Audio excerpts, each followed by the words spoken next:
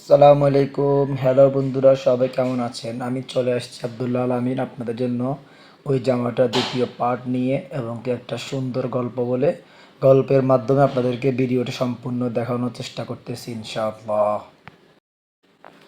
বাচ্চার বয়স যখন 3 বছর, তখন বাবা বাচ্চাকে নিয়ে হাঁটতেছে।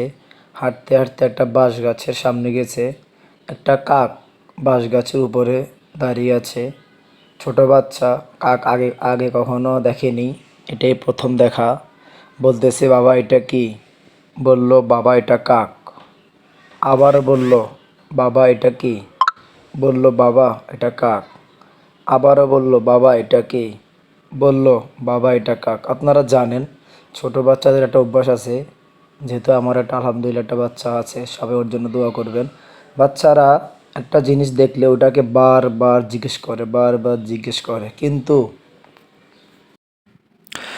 যতবার ছেলে জিজ্ঞেস করেছে ততবার বাবা কি হাসি দিয়ে বলল, বাবা তুমি কি বুঝতেছো না আমার কথা? এটা হচ্ছে কালো কাক, এগুলাকে কাক বলে। এটা ছেলে না হলেও 300 থেকে 400 বার বলেছে। বাবা 300 থেকে 400 বার মুচকি হেসে বলেছে, এটা কাক, এটা কাক, এটা কাক। যাক আলহামদুলিল্লাহ, বাবা এই দৃশ্যটা, এই কথাটা একটা ডায়েরির ভিতরে বাবা লিখে রেখেছিল। পরবর্তীতে ছেলে যখন 30 বছরের বয়স হয়েছে, সংসার হয়েছে, বিয়ে শাদী হয়েছে, ছেলে এখন ব্যস্ত, অফিসের কাজে ব্যস্ত, কাউকে সময় দিতে ছেলে পারতেছে না, বাবাকে সময় দিতেছে না, মাকে সময় দিতেছে না, স্ত্রীকে সময় দিতেছে না, সে তার ক্যারিয়ার নিয়ে ব্যস্ত।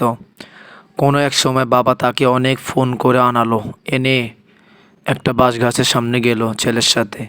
ছেলে বলল, বাবা আমি ব্যস্ত মানুষ, তুমি আমার সময় নষ্ট করো না, আমাকে তুমি কেন ডাকছো এটা বলো। এবার একটা কাক ওই দিনও ছিল। বাবা বলল, বাবা এটা কি? ছেলে বলল, বাবা তোমার মাথা কি ঠিক আছে? তুমি কিছু বুঝতেছো না? আমি এখন ব্যস্ত মানুষ, তুমি কেন এইসব ফাজলাই আমার সাথে করতেছো? এটা কাক, তুমি জানো না?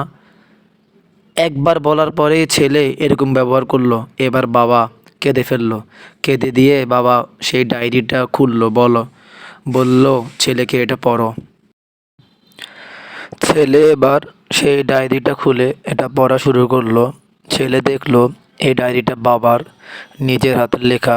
আরও 27 বছর আগে, যখন তার বয়স 3 বছর ছিল, তখন বাবার সাথে এই বাঁশগাছতলায় এসেছিল আর একটা কাক ছিল। তখন ছেলে বারবার জিজ্ঞেস করলো, বাবা এটা কি? বাবা এটা কি? বাবা বারবার মুচকি হেসে চুমু খেয়ে বলল, বাবা এটা কাক, এটা কাক।